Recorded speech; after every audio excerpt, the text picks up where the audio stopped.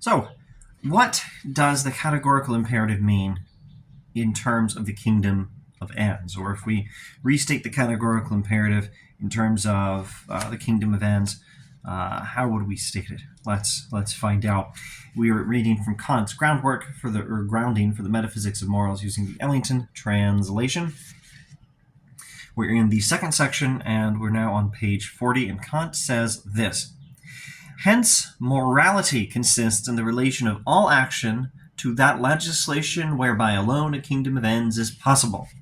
This legislation must be found in every rational being and must be able to arise from his will, whose principle then is never to act on any maxim except such as can also be a universal law, and hence such as the will can thereby regard itself as at the same time the legislator of universal law. I think it might be best if I just keep reading and then try to paraphrase some of this. If now the maxims do not by their very nature already necessarily conform with this objective principle of rational beings as legislating universal laws, then the necessity of acting on that principle is called practical necessitation, i.e. duty. Duty does not apply to the sovereign in the kingdom of ends, but it does apply to every member and to each in the same degree.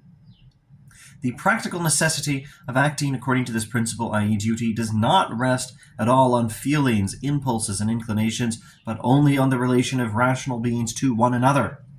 A relation in which the will of a rational being must always be regarded at the same time as legislative, because otherwise he could not be thought of as an end in himself. Reason, therefore, relates every maxim of the will as legislating universal laws to every other will, and also to every action toward oneself. It does so not on account of any other practical motive or further advantage, but rather from the idea of the dignity of a rational being, who obeys no law except what he at the same time enacts himself. Okay, so that was perhaps not perfectly straightforward. Let's see if I can summarize some of this. Morality consists in the relation of all action to that legislation whereby alone a kingdom of ends is possible. Morality means acting according to something. What sort of something? That legislation whereby alone a kingdom of ends is possible. In other words, morality means acting only according to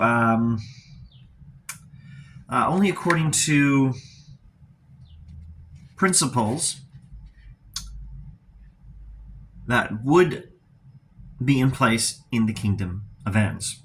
Now, I wasn't going to summarize all the backstory that's in previous videos. What is the categorical imperative? What is the kingdom of ends? But I think I better restate what is the kingdom of ends, at least according to my imperfect understanding. I'm not a great Kant scholar. And perhaps a ridiculously brief summary. The kingdom of ends is Kant's idea of an ideal society in which everyone recognizes that everyone matters and acts accordingly. That was a little too oversimplified. Kant's idea of an ideal society in which everyone follows the requirements of morality, everyone recognizes that everyone has built-in value and worth, and everyone acts accordingly. Okay.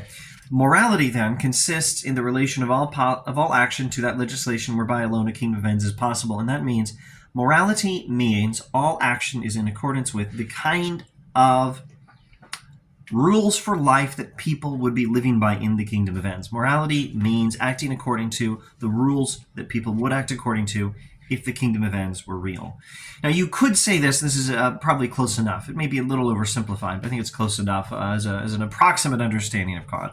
Maybe a little bit wrong in a subtle way.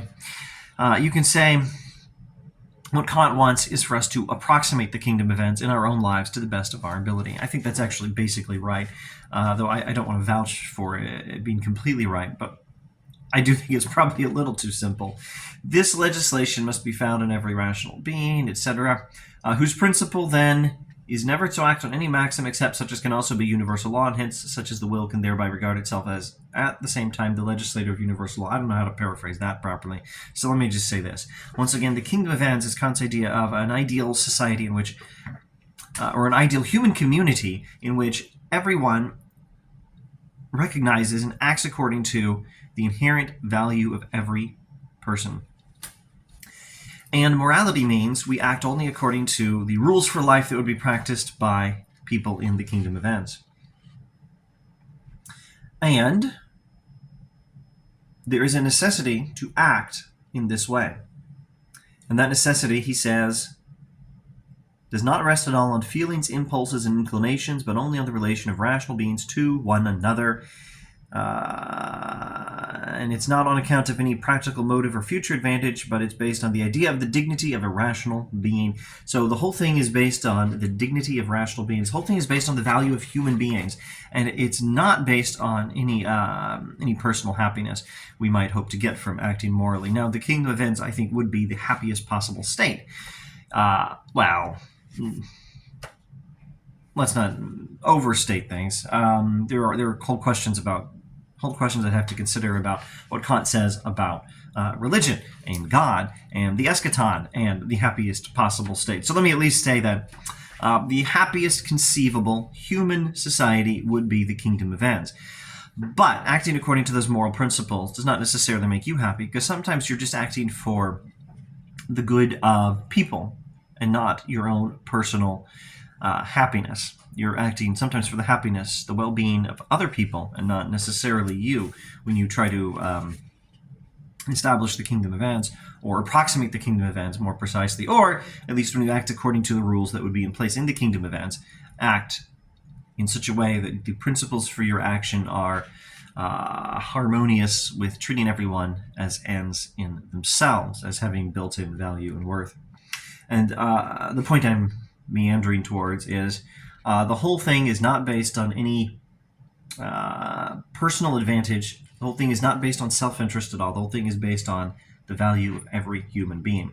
And then finally, let me more explicitly state, what is the categorical imperative? If we phrase it in terms of the kingdom of ends, the categorical imperative is act only according to the rules for life that would be practiced by people living in the kingdom of ends. That's an approximate statement of the categorical imperative in terms of the kingdom of ends. Now, the smallest Kant mistake you could make would be to think that this is a fourth version of the categorical imperative. In fact, Kant thinks it's a restatement of the third version, but that's not a huge priority for us at this time. Thanks for watching. More Kant next time.